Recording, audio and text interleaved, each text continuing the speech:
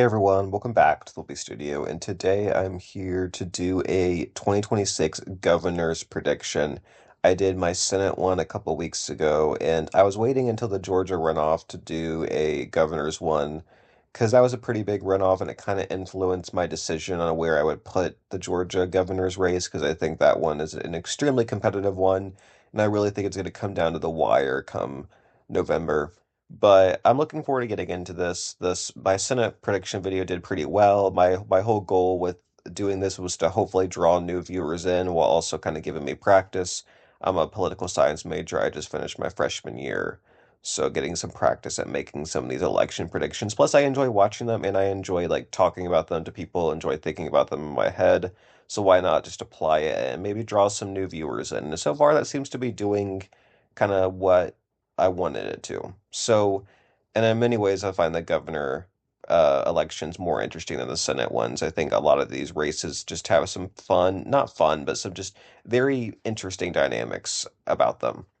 So let's go ahead and get started. We'll classify the safe states. So we'll do Idaho, Wyoming, South Dakota, Nebraska, Oklahoma, Arkansas, Tennessee. And we're going to throw Vermont in there. Phil Scott's running for a sixth term. He's not going to have any trouble winning there. And then I'm going to check on Alabama because I know this is a rematch between Tommy Tuberville and Doug Jones. They competed against each other in the 2020 Senate race. I'm just going to check the margin. That was a 20-point margin. Now this is right now it's a D plus 6.6, which is a slight reversion. There's definitely some talk about Democrats losing ground, but I definitely think they're going to pick that back up. I think it's going to end up being about a D plus 8 margin, which is about the same as it ended up being in 2018.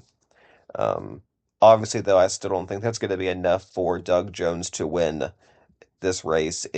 I mean, it's an R plus 30 state. Trump won it by 30. Yeah, it's just not going to be super competitive. If we look at the single poll that's been done, Tuberville is leading Jones by 20, like by 19. Although this was back in November, it's also an R Republican poll, so it could potentially be closer. I think I mean, it'll probably end up being about a 19-point margin, though. I think Doug Jones can shave off a point or two from Tuberville. I mean, it's going to be a bluer year, but at the end of the day, I still think it's going to be a safe red state, probably. So I think that categorizes all of our safe red states. So the safe blue ones: California, Colorado, Hawaii, Illinois, Massachusetts, Rhode Island, Connecticut, Maryland, and then I'm gonna check on a few real quick. So we'll start off with New York. Kathy Hochul has definitely rebounded in her approval rating for sure. The primary elections are on Tuesday, but it's most likely going to be Bruce Blakeman's going to be her opponent. And if we just look at the polling here, she's leading him by an average of 16 points. And it could definitely grow more. I mean, Trump has a very low approval rating um in the state of New York. It's just not popular there, even though that's his home state. But no, I think Kathy Hochul will win by over 15. I think she'll definitely do a lot better than she did in 2022, where she did pretty abysmal. She only won by 6 points. So I definitely think she'll do a lot better in 2026. We'll go over to Pennsylvania. Justice Josh Shapiro running for a second term, and he did extremely well. He won by almost 15 points, almost reaching that safe blue margin. And I have no doubt that he'll be able to make up zero point 0.2 percentage of a point. And he's leading her by 21 points on average. I don't think it'll be that high. I think he'll beat her anywhere from 15 to 20, but it will be a blowout. Yeah, no, nothing more needs to be said there. Stacey Garrity is a better opponent than Doug Mastriano, but it's not really going to matter in a bluer year like this.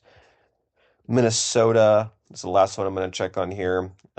This is Amy Klobuchar, and I don't know who she's going to be facing, but it's either going to be Lisa Demuth, Mike Lindell, or Kendall Qualls, or like the top three. If we look at the polling, she's this is kind of close, but I think a lot of the undecideds would go to her anyways. I think she'll beat any opponent by over 15.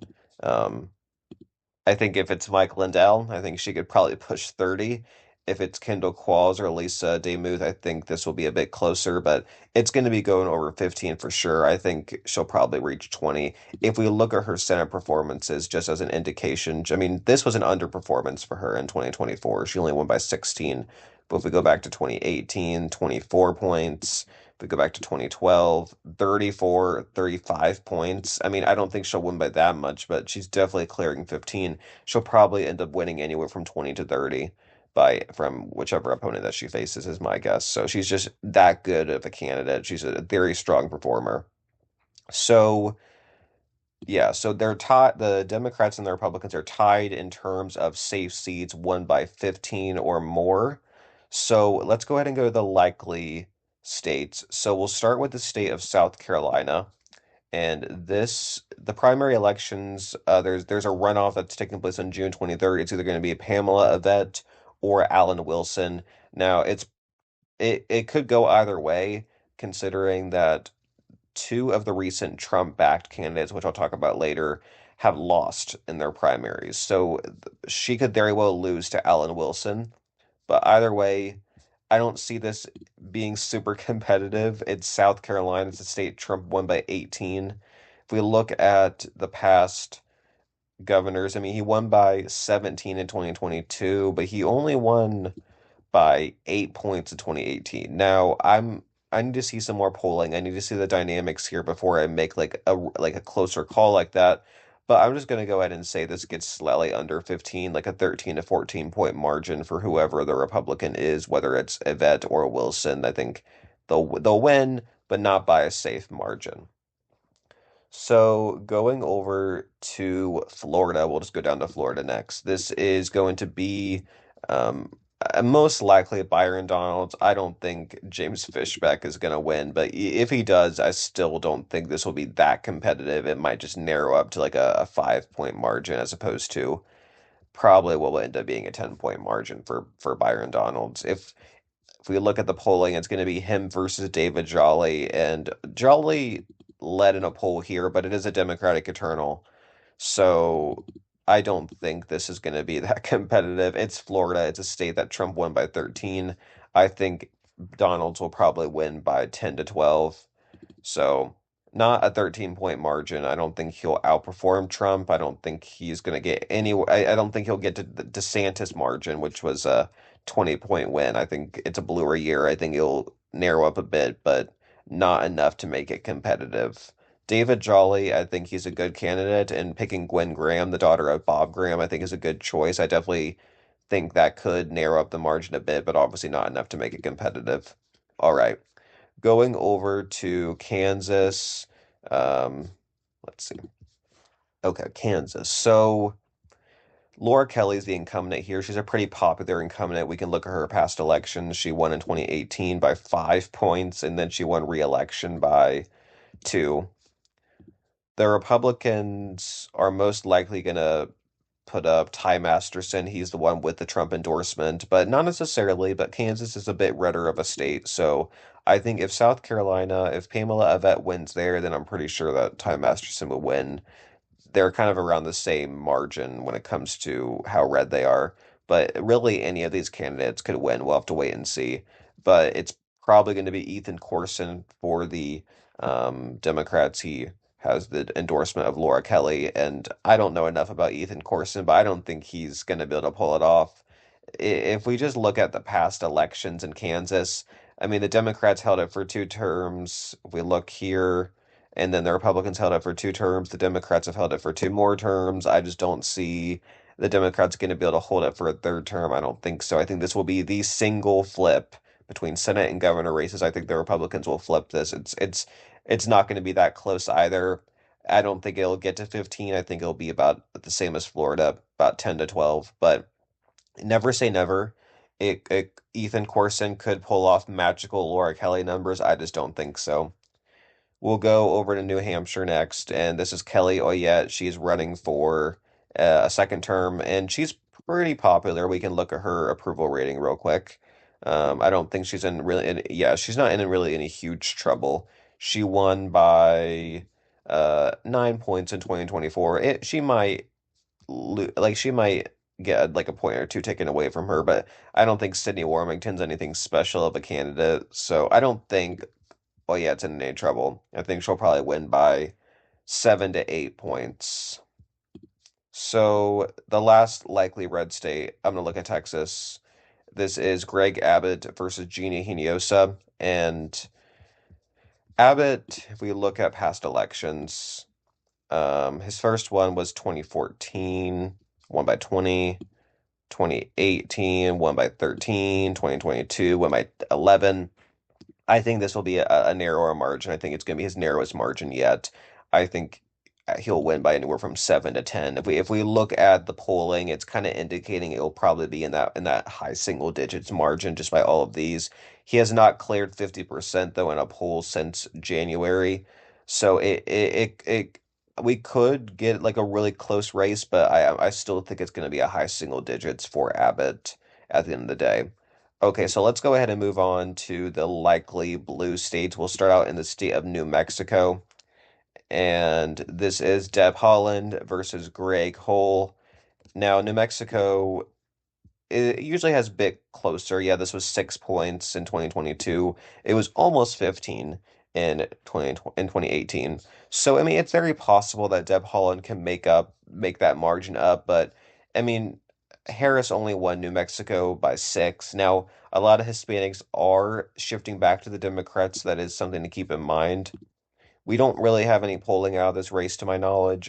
It's going to be a likely blue. It's going to probably be like a 13 to 14 point win. She'll probably do about the same as Grissom did in 2018, where she won by 14. It's probably going to be something like that. It just won't get quite to 15, but it definitely could. I would not be shocked if it's a 15, 16 point win come election night. Next up, we'll look at Oregon. This is Tina Kotek, and she has probably one of the more, I would say, lower approval ratings. Yeah, it's not as good, but it's still better than her. Like she's net positive by 6, so that's decent. And she's going in a rematch against Christine Drazen, and I don't know much about her, but I don't think Kotek's in any trouble. I mean, she's tied in a poll here, but that's a Republican leaning poll. Most of these undecideds will go to her because it's a bluer year. Trump has a very low approval rating in Oregon, anyways. So. I think she'll definitely do a lot better than she did in 2022. I mean, she only won then by 3. Yeah, 3. She'll outperform that significantly, probably winning by like 8 to 10, but it definitely could be more than that. I would not be surprised if this is like a 12-point win for her. But I'm gonna be cautious. She'll probably win by anywhere from 8 to 10. So we'll go up to Maine, and I'm pretty sure that they haven't decided who the nominee is going to be yet. No, they'll probably decide any day now. I'm probably just making this video a bit early before the announcement, but whoever it is, I don't think is going to be in any trouble. It's going to be a Democratic victory. They'll outperform Graham Plattner for sure. It'll probably be anywhere from a 10 to 12 point win. I'm not too concerned about that race. And the last likely blue state I'm going to put in is going to be Michigan. And this is because Mike Duggan dropped out. It's going to be between Jocelyn Benson and John James. I mean, it could potentially be someone else, but I think James will pull it off. So, yeah, the polling with a head-to-head, it shows it being an over 5 point race for sure. So this will definitely be a likely. I mean, even if it's a Republican internal, even then she's leading him by 11. So I don't think this will end up being 11. If we look at Whitmer won by 10.5 in 2022, she won by 9.5 in 2018. I don't think Benson will reach that margin, but I think it'll probably be like a 7 to 8 point win. Now that Mike Duggan's out of the race, I think Benson's chances of, I mean, I thought she would still win, but probably a lot narrower if Duggan had stayed in the race. But now that he's out, I think she's a no problem winning this race. John James, he isn't a bad candidate, but Michigan's a bluer state, and Trump's approval rating is extremely low in Michigan. I think it's between that and Georgia and Nevada. Those are the three lowest at the swing states. So, but yeah, I don't think.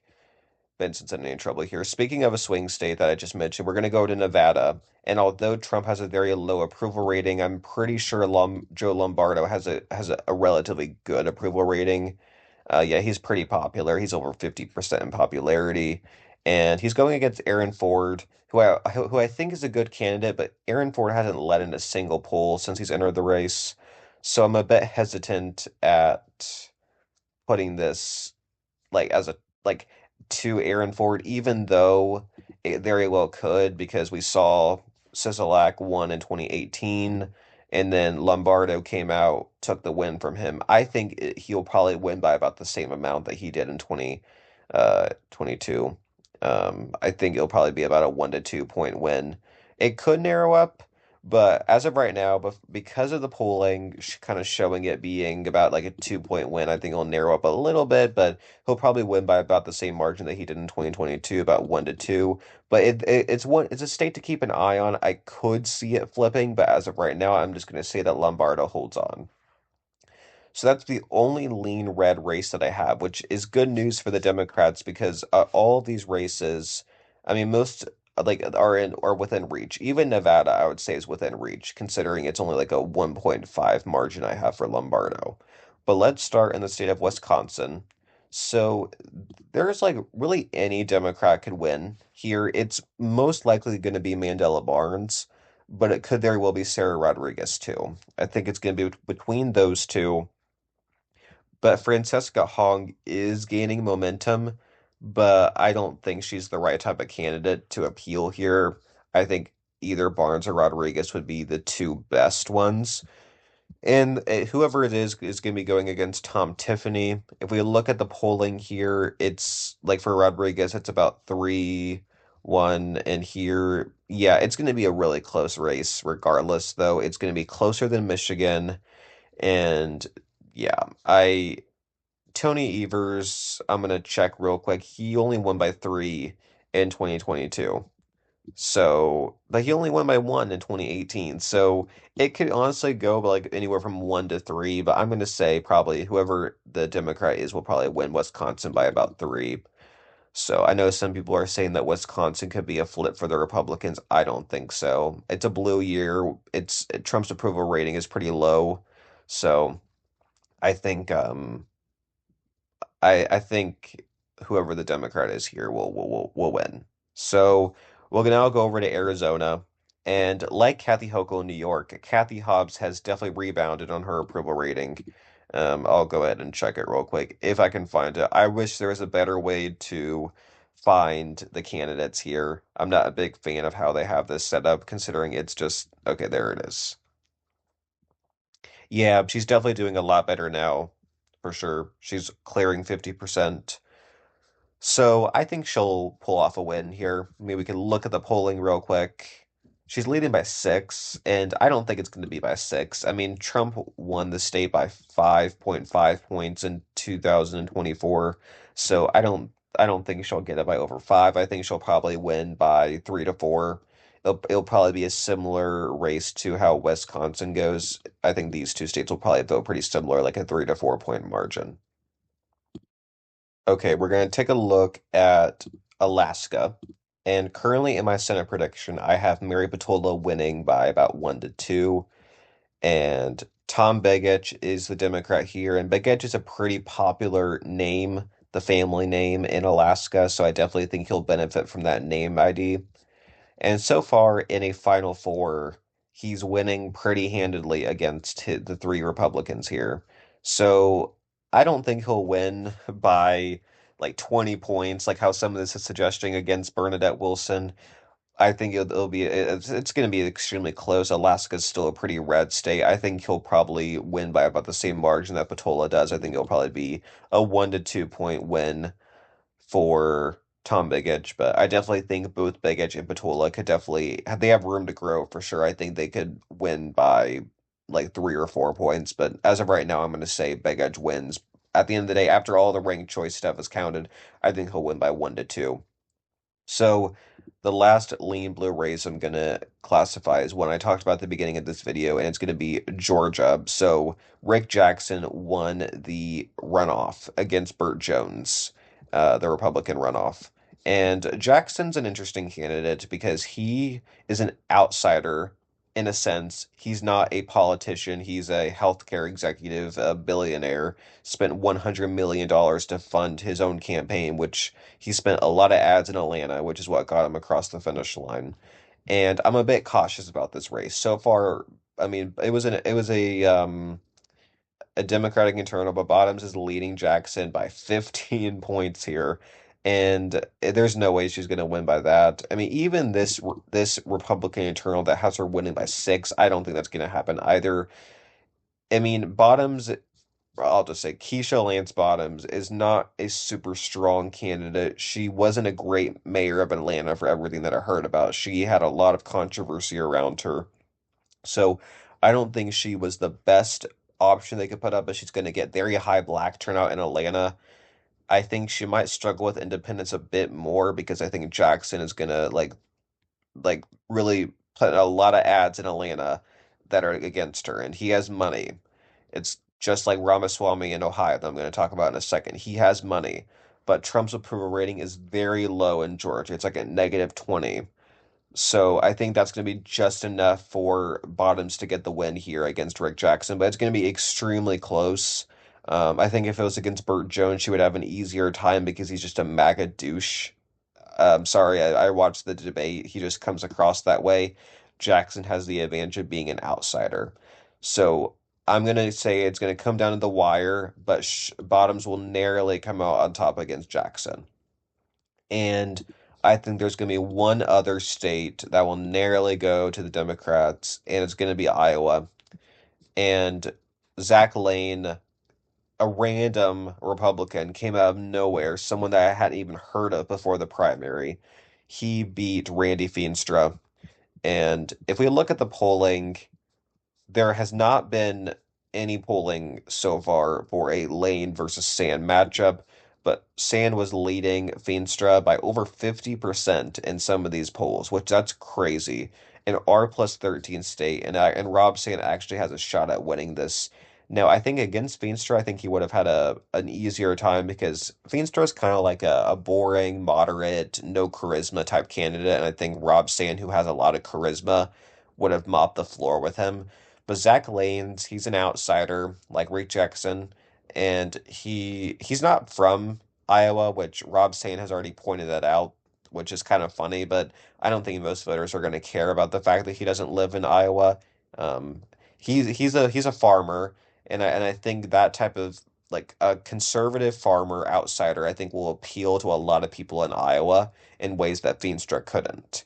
But because Rob Sand is such a popular I mean, he's the only statewide Democrat elected in Iowa. And I think the sandstorm, I think, is going to happen. I think he'll win, but it's going to be extremely close. It's like, I think both Sand and Bottoms would have done better if they had faced the other opponent in the GOP race. So whether it was Jones in Georgia or Feenstra in Iowa, I think they would have had a better shot in both. But I still think they'll narrowly carry out their races in both of them. So that gives Democrats the governor's race majority. Not that that really matters. It's not as important as the Senate races, but we'll end with Ohio, which is where I was born, and this is such a fascinating race. I find it so interesting. We have Vivek Ramaswamy versus Amy Acton, and the polling shows Ramaswamy with a narrow lead, but Amy Acton has definitely held her own in a lot of these races. She's leading by 50% in some of them. And looking back, DeWine, I mean, he won by 25 points in 2022, but he was a popular incumbent, and Nan Whaley was not a particularly strong recruit, anyways.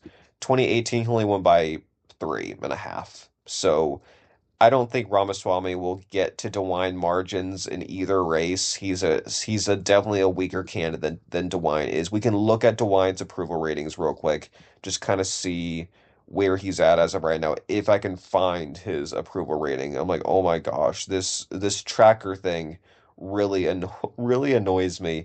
I really wish there was just is there even a state map? There is a state map. Okay, that helps. He's at positive 18. So, you know, I think